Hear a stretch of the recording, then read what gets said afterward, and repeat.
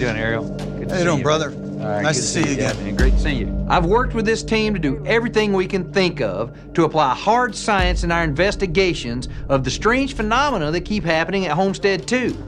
We've tried ground-penetrating radar, laser scanning, LiDAR scanning, drilling, and even excavating, and gotten no definitive answers. All I know is that when we poke this nest, weird things seem to happen. So I've decided to invite a special guest to see if his methods can help. Ariel, I'm Eric Bard. Eric?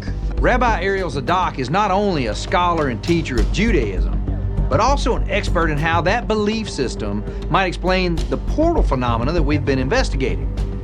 I don't generally conduct mystical experiments or rituals, but at this point, I don't know what we have to lose. I was just telling the guys that you were explaining to me how the Jewish faith looks a little differently at some of these strange phenomena than the Christian faith. So I don't get it wrong. Why don't you just explain that? All right. Let's go back, a little bit of Bible study. The Bible makes mention of other indigenous races upon our earth. I'm not a scientist. I'm a clergyman. And I came to look at what is expressed here, not from a point of a scientific anomaly, but from a spiritual point of view. Recognize that the Bible does speak of these entities. They exist in what religion will call a spiritual plane. I guess maybe in modern terminology, you might consider that a fourth dimension of space. You're the scientist, you'll discover that. What seems to be happening here is that there very well might be an indigenous earth spirit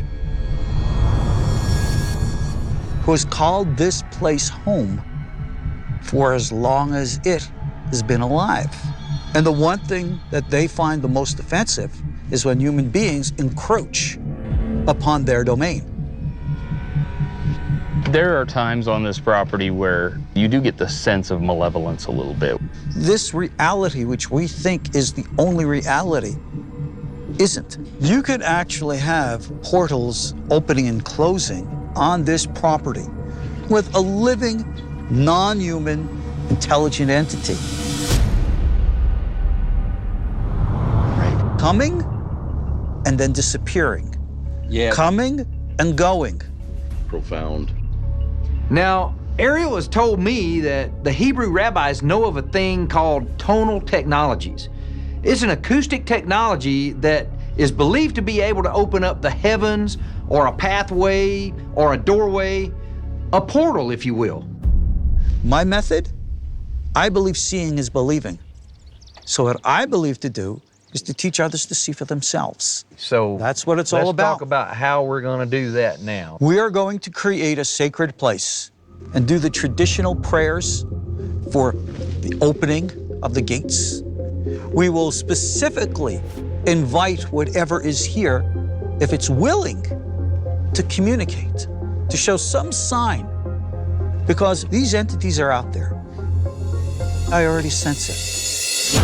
Holy right there. Look, what is that? What is that? We got something, hold on. Right there.